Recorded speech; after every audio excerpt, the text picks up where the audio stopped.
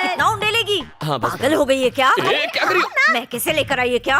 सांबर खाओगी तो दिमाग ठंडा रहेगा माँ। महके का है जो लुटा रही है। इडली में सांबार, ब्रेड में सांबार, चपाती में सांबार, सांबार की नदियाँ बहा दी। एक काम कर, बाल्टी में सांबार भर, डुबकी लगा और बह जा। दादी सासू, अगर सांबर से ना होंगी ना तो और गोरी हो जाओगी। ए हड्डे हराम, क्या देख के लाया था रे तू इसको? गणेश, इधर आओ। क्या बात है पापा? अपना फोन देना। अरे ये क्या किया? अभी नया खरीदा था। ये फोन तोड़ने की क्या जरूरत थी? मेरी जिंदगी नरक बना दी है तुमने। मैंने? ये सिम किसके नाम पे है? आपके नाम से। और इसका बिल कौन पे करता है? आप ही पे करते हैं। तो फिर इस फोन पे लड़की से प्यार भरी बातें करके उसे परेशान करोगे तो पुलिस किसको पकड़ेगी? ऑफ कोर्स आपको। वो मैं इस राज्य के सीनियर आईएएस आईपीएस ऑफिसर्स मेरे कमरे के बाहर वेट करते हैं सिर्फ मुझसे बात करने के लिए। लेकिन आज एक एसपी ने मुझसे शिकायत की, सर लड़की का चक्कर छोड़ दीजिए, आप तो शादीशुदा हैं, ये सब आपको शोभा नहीं देता। तुम्हारी वजह से मुझे लेक्चर देकर गया, उसकी नजरों में मेरी इज्जत क्या रह गई? कौन है वो बदनसीब? हमारे एरिया की एमएलए है। अरे वाह, इससे कम पोस्ट की लड़की नहीं मिली। तूने तो सीधा असेंबली में जाके डाका डाल दिया। कितनी खुशी की बात है ना। तू चुप कर। इन मैसेजेस का क्या मतलब है? कौन से मैसेजेस पापा? 1 2 3 टुडे आई एम फ्री। 4 5 6 दिल है तुम पर फिक्स। स्कूल बुक से कॉपी मारा था। मेवा खिलाऊंगा, मेवा ना मिला तो? क्या लिखा है ये? शायरी ट्राई की है। अक्कड़ बक्कड़ बम्बे ब्रो, 80 90 पूरे 100। ये क्या बकवास है? अलार्म की रिंगटोन है। हाँ। कब एक्सेप्ट करोगी? लव का एप्लीकेशन। ये बताओ तुम कब गिरोगी? लव में। तुम कब करोगी? फोन तुझे तो मैं कर रहे। एक बात बता बेटा, तुझे प्यार करने के लिए मेले के अलावा कोई नहीं मिली थी? अरे दादी, एमएलए से शादी हो गई तो लाइफ सेट हो जाएगी। लाल बत्ती वाली कार फ्री, सरकारी खर्च पर घूमेंगे, ट्रेन के लिए टिकट फ्री, ऊपर से सरकार की तरफ से फोन भी फ्री, राशन से लेकर भाषण तक सब फ्री मिलेगा दादी। इज्जत भी फ्री में नीलाम हो जाएगी। अरे यार क्या बकवास टाइमिंग है, मनहूस साला। Welcome sir. देखो बेटा, लड़की को ताड़ना घुमाना माँ बनाना तुम्हारा पर्सनल मैटर है, लेकिन उससे पेरेंट्स को हार्ट अटैक हो सकता है। वो तो आपको भी हो सकता है। कहते हैं ना, यत्र नारी पूज्यन्ते समथिंग समथिंग देवता। इसका अर्थ जानते हो बांगड़ू? हाँ, लड़की को पूजोगे तो राखी बांधेगी, पटाओगे तो शादी कर लेगी, यही है ना अंकल? बाप रे कमाल है सर, इसके लाइफ के कॉन्सेप्ट्स बहुत क्लियर हैं। एक दिन इसको क्लियर कर दूंगा। अंकल से कुछ संस्कार सीखो। सॉरी सर, मैं उतना भी महान नहीं हूँ। मैंने ऊटी में खूंटी गाड़ दी, अब अपनी वाइफ को लेने आया हूँ। बस कर, कितना डालेगी?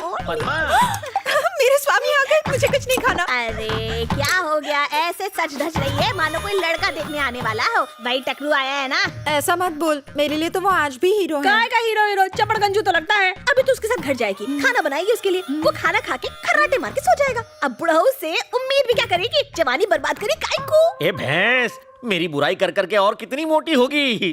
पद्मा, अब घर चलें?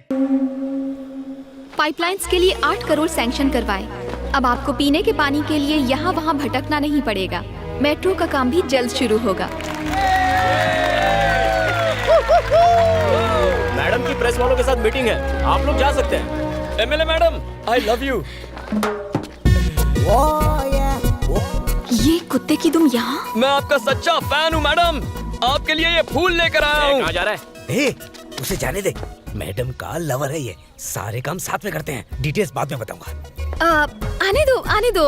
आपकी तरह ये भी मेरा फैन है। हाँ सही कह रही है, सही कह रही है। मैं एक फैन हूँ। आप लोग जाइए, मैडम महान है। मार ही डालोगी। क्या नाम है? गणेश उर्फ गना। गणेश, करते क्या फिलहाल हो? तुम्हें पटा रहा हूँ। तुम्हें नहीं लगता कुछ ज्यादा ही फ्रैंक हो? मैं तो बचपन में इससे भी ज्यादा फ्रैंक था। क्या कहा? तुम बचपन में क्यों नहीं मिली मुझे? कुत्ते की तरह मेरे पीछे क्यों घूम रहे हो? क्यों, तुम वोट मांगने हमारे आगे पीछे नहीं घूमती? अपने अपने इंटरेस्ट की बात है, डिमांड एंड सप्लाई। ओह, तेरे एक वोट से जीती हूँ क्या बेसाले? एक एक वोट से घड़ा भरता है। भूल गई तुमने हमारी कॉलोनी में आके हमसे प्रॉमिस किया था। मैं कब आई वहाँ पर? आई थी पिछले इलेक्शन में। शास्त्री कॉलोनी आई थी या नहीं? आई थी। एक ओपन जीप में आई थी ना? हाँ तो क्या? तुमने कहा प्यारे नागरिकों, कहा था ना? कहा होगा। फ्लाइंग किस दी थी ना? कहा था तुम सब मेरे हो, कहा था ना? हाँ हाँ तो तो उसी दिन से मैं तुम्हारा हो गया। अबे वो मैंने तेरे को पर्सनल कहा था क्या? वो सब मैं नहीं जानता, मैंने तो पर्सनली ले लिया ना। तेरी तो सब देख रहे हैं तुम्हें। बाद में देखती हूँ तुझे, साला लुच्चा लफंगा कहीं का। अरे MLA madam, I love you. चप्पल से मारूंगी तुझे। आपका सबसे बड़ा फैन हूँ, मार डालो। उसने रेप किया है, फांसी तो होनी ही चाहिए।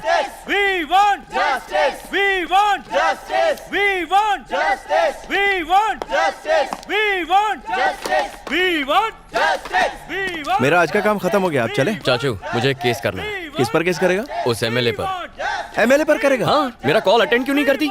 अबे ये भी कोई बात हुई? अरे साइकिल की चोरी पर केस हो सकता है, उसने तो मेरा दिल चुरा लिया है, केस तो बनता ही है। कोई कलम लागू नहीं होती। मार देगा कैसे? चल उठ जा, निकल दो। ये मामला क्या है? एमएलए यहाँ क्या कर रही है? आज 28 जनवरी को महिमा रेप एंड मर्डर केस की फाइनल हियरिंग होने जा रही है। जनता महिमा को सपोर्ट करने के लिए अदालत के बाहर प्रोटेस्ट कर रही है। अब देखने वाली बात ये है कि अदालत वीरेंद्र को सजा देती है या फिर उसे इस केस से बाइज्जत बरी करती है, क्योंकि वीरेंद्र बिजनेसमैन प्रसाद कुमार के बेटे हैं।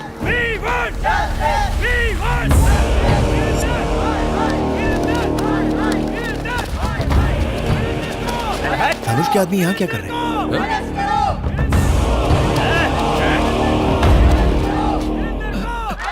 मैडम, हमारे वकील साहब अभी तक नहीं आए। साइलेंस। मूर्ति जी, अब तक लॉयर क्यों नहीं आया? मैंने सुबह से उनको कई फोन किए, लेकिन वो मेरा फोन उठा ही नहीं रहे। उनके घर पे भी ताला लगा है। रिश्तेदारों को भी उनके बारे में कुछ पता नहीं है। समझ में नहीं आ रहा मैडम वो कहाँ चले गए। चाचू, एमएलए तो काफी टेंशन में लग रही है। चलो।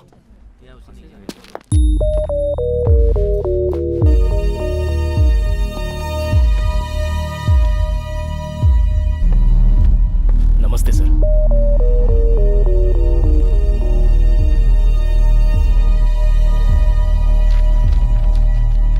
हियरिंग का टाइम हो गया है। आपका वकील अब तक क्यों नहीं आया है? पता नहीं साहब। तो आपकी तरफ से एविडेंस कौन पेश करेगा? सारे एविडेंस लॉयर के पास है साहब। कोई वकील नहीं और कोई एविडेंस भी नहीं। इस तरह आप कोर्ट का कीमती वक्त बर्बाद कर रहे हो और कुछ नहीं। इसलिए मैं इस केस को डिसमिस। एक्सक्यूज मी सर, हमें लीव ऑफ एब्सेंस ग्रांट कीजिए। मैं इसकी अथॉरिटी आपको नहीं दे सकता। वकील चाहिए। चाचा उठो, केस आप लड़ेंगे। उठ जाओ। ये क्या बक रहा है तू? डिसाइड हो गया। चलो ऑफिशियल अनाउंसमेंट करो। लेकिन शुरू कैसे करूं? लीव ऑफ एब्सेंस मांगो। और एविडेंस का क्या? एविडेंस आ जाएगा। सबूत और गवाह लाना मेरा काम है। चलो। योर ऑनर, मेरा नाम श्रीपति है। ये केस मैं टेक ओवर करता हूं। लीव ऑफ एब्सेंस ग्रांट करें। आपके पास कोई एविडेंस है? किस बिना पे लड़ेंगे आप? इनको केस लड़ने दो, इनको केस लड़ने दो, इनको केस लड़ने दो। वीरेंद्र को फांसी दो, वीरेंद्र बलात्कारी है, वीरेंद्र को फांसी दो। साइलेंस।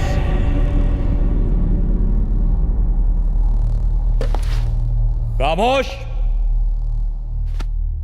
Objection your honour. किसी भी केस में क्या चाहिए?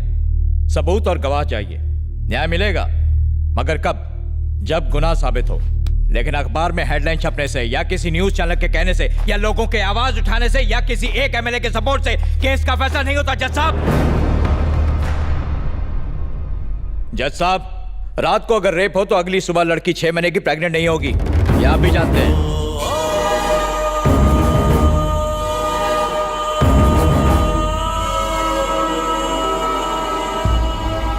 प्रेग्नेंट? यस, आप इसे रेप कह रहे हैं। जिस दिन रेप हुआ शी वॉज 6 months प्रेग्नेंट। ये रही पोस्टमार्टम रिपोर्ट। लड़की का चाल चलन ठीक नहीं था। उसे एक नहीं 10 बार होटल के रूम से कांस्टेबल ने गिरफ्तार किया था। आइए सर। ये बात बिल्कुल सच है सर। हमने उसे 10 बार अरेस्ट किया, लेकिन उसने हमसे रिक्वेस्ट की कि हम उसके माँ बाप को ना बताएं, इसलिए एक ही बार कंप्लेंट लिखी। सर नहीं सर प्लीज ऐसा मत कीजिए सर, मेरी बेटी थी वो, उस पर ऐसे घिनौने इल्जाम मत लगाइए, आपसे भीख मांगता हूँ, बहुत अच्छी थी मेरी बेटी, हम ये केस वापस ले लेंगे। और तुम्हारे कहने से नहीं चलता। आपने देखा जज साहब, जब राज खुलने लगा तो मगरमच्छ के आंसू बहाने लगे। इन्हें फंसाने के पीछे इनका एक खास मोटिव था। मेरा क्लाइंट बिजनेसमैन है, युवा पीढ़ी का आइकॉन। पूरी फैमिली ने मिलकर मेरे क्लाइंट को ब्लैकमेल करने का, लूटने का प्लान बनाया। और जब वो झांसे में नहीं आया तो हर सुबह हर शाम रेप केस करने की धमकी दे देकर मेरे क्लाइंट को हैरेस किया।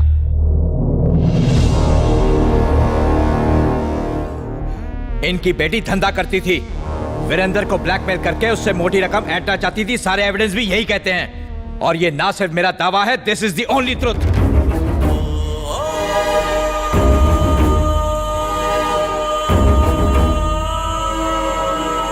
समाज के नाम पर कलंक है ये लड़की, और किसे पता, शायद इसके माँ बाप ने ही इसे इस काम में झोंका हो। इस शहर की गंदगी है ये।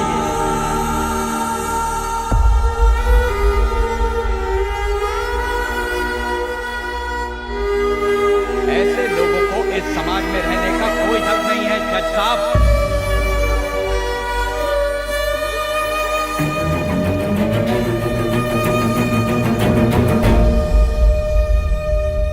कोर्ट का कीमती वक्त बर्बाद करने और एक निर्दोष इंसान पर झूठा आरोप लगाने के जुर्म में ये कोर्ट आपको दोषी मानता है। The case is dismissed.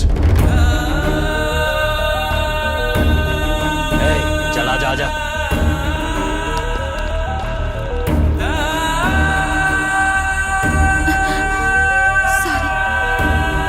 सुखी रहो बेटी।